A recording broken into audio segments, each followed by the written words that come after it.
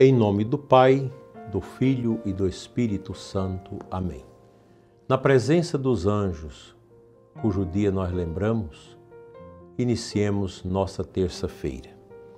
Bom dia, meu querido irmão, minha querida irmã que me acompanha através das nossas rádios e das nossas mídias. É uma alegria estarmos juntos nesta terça-feira, 21 de outubro, para rezarmos mais uma vez a oração da manhã. Cada dia que nasce é uma nova oportunidade que o Senhor nos concede de viver na sua presença e de amadurecer no caminho da fé. Quero cumprimentar cada um de vocês que se une neste momento de oração. O tema de hoje, dentro da espiritualidade de Santa Teresa de Jesus, é castelo interior, segundas e terceiras moradas.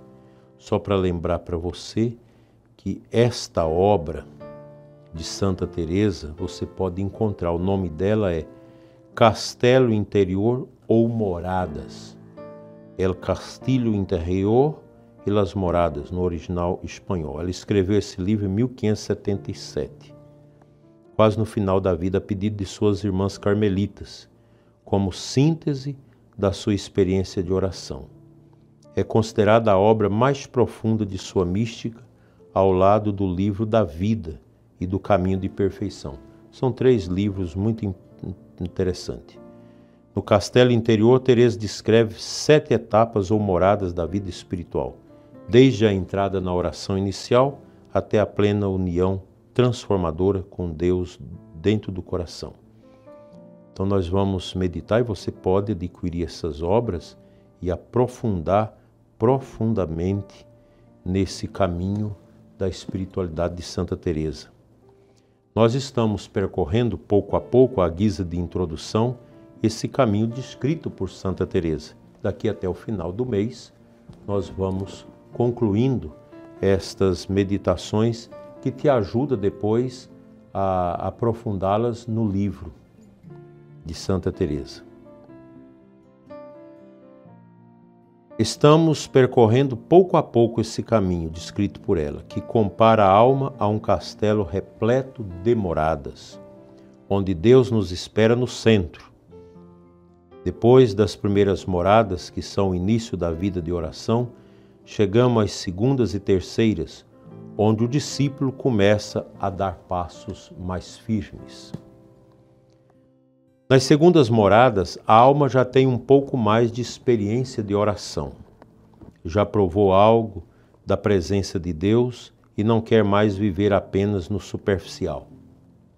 Já entrou dentro do castelo, já começou a vencer as tentações, mas ainda encontra muitas lutas interiores.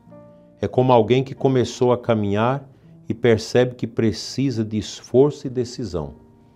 Teresa nos diz que nessas moradas surgem grandes batalhas contra as distrações, as tentações e aos apelos do mundo. O demônio que antes deixava a alma acomodada agora começa a tentar de todas as formas para desviá-la do caminho. E é verdade, é um tempo de combate espiritual. Muitos desistem aqui, porque sentem dificuldade. Mas Teresa nos encoraja. É justamente a perseverança que faz a alma avançar. A oração precisa se tornar um hábito, não um peso, mas um encontro desejado e fiel. Mesmo quando não se sente gosto, é preciso continuar, porque a fidelidade é sinal de amor verdadeiro. Isso eu confesso para você, tem dia que você reza na marra. Os problemas, preocupações, agitações que você nem conhece os fundamentos, às vezes te leva à distração na oração. É preciso lutar, você não pode desistir da oração, nunca desistir. Já nas terceiras moradas, a alma entra em uma vida mais ordenada. A pessoa busca viver virtudes de forma mais constante, começa a praticar a caridade com firmeza, procura evitar o pecado com mais zelo. Mas Teresa adverte, Aqui há o perigo da falsa segurança espiritual.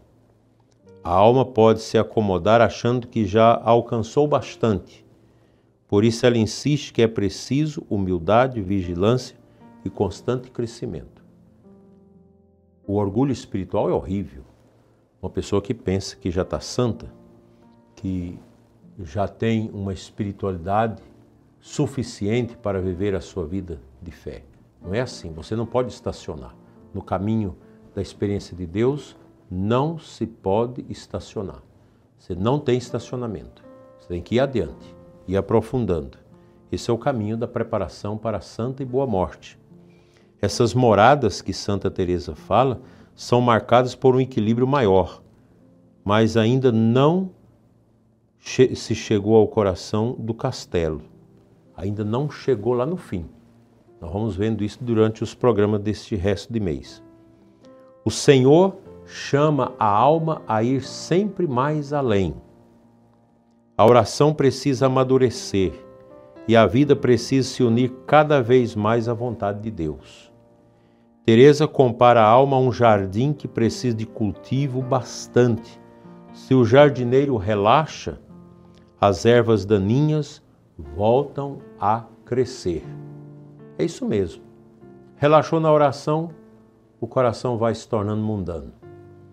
Volta ao vômito, volta ao pecado, volta às saudades da vida fútil. Esse é o grande dilema dos que se convertem. A tentação de voltar àquelas coisas do passado, às coisas do mundo. E para quem conhece a verdade e volta a esse mundo apostatando-se de Deus, não há um perdão para isso. Nós que conhecemos um pouquinho das coisas de Deus, não podemos retroagir, não podemos voltar. A gente precisa seguir, ir adiante, fazendo a vontade de Deus. O que aprendemos para a nossa vida? Não podemos nos contentar com o pouco na caminhada espiritual. Nunca estamos prontos. Nunca estamos concluídos. É preciso ir adiante. A vida cristã é sempre chamada a crescer. As segundas e terceiras moradas são um tempo de esforço, de fidelidade, de perseverança nas virtudes. Quem permanece fiel, mesmo entre lutas, se prepara para receber graças maiores. Não é bonita essa meditação? Não é importante isso? Eu te convido a fazer esse esforço. Mesmo você que reza pouco, comece a treinar a sua alma para isso. Entra dentro do castelo. Você que está fora do castelo, entra dentro do castelo, vençam as dificuldades e vá adiante nesta busca contínua por uma maior intimidade com nosso Senhor.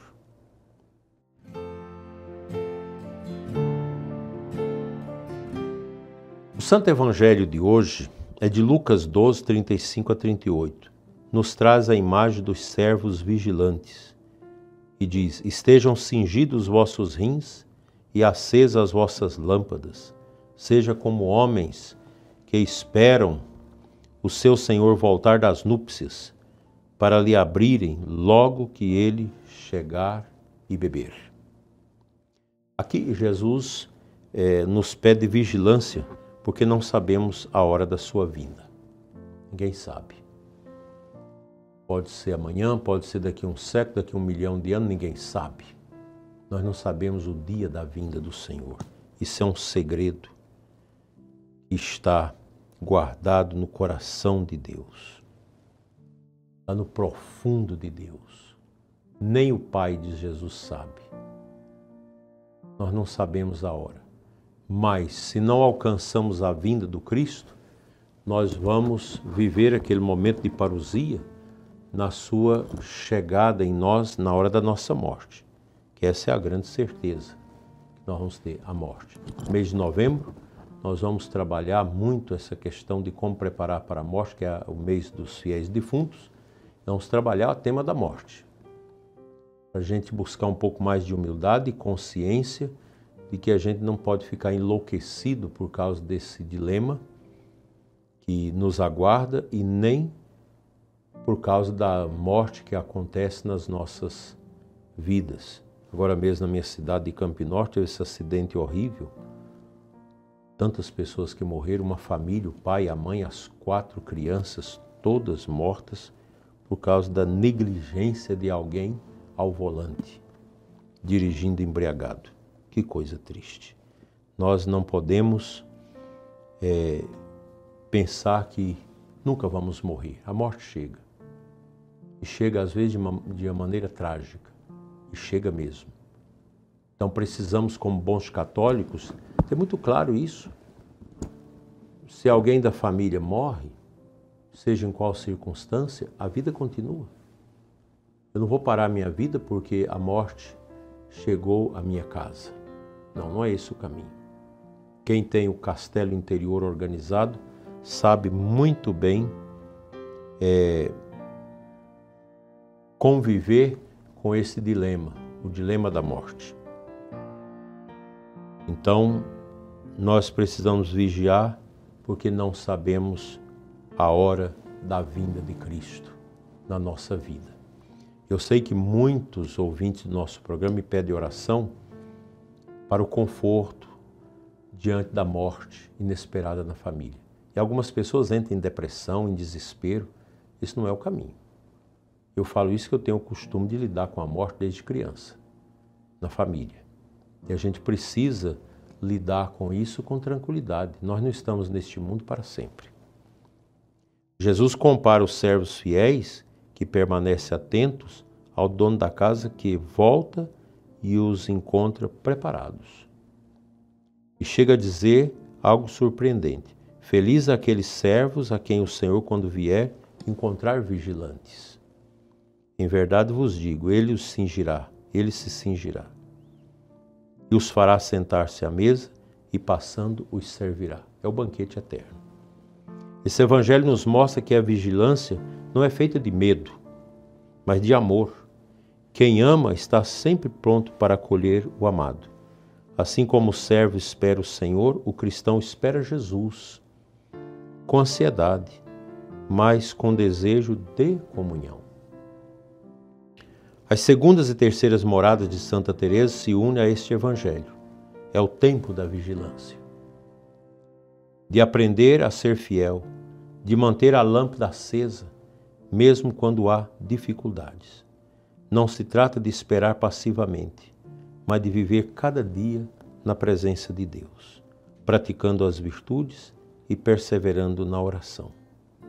Assim, meu prezado e amado ouvinte, o Senhor nos chama a ser vigilantes, porque quer nos servir com seu amor.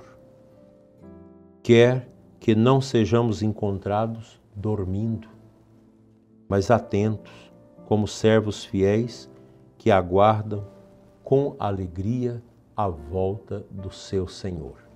Quem acompanhou a Canção Nova nos seus inícios no tempo de Padre Jonas, ainda jovem sacerdote, lembra do quanto esse sacerdote pregou sobre a volta de Cristo. E é um tema que nós rezamos depois da oração do Pai Nosso.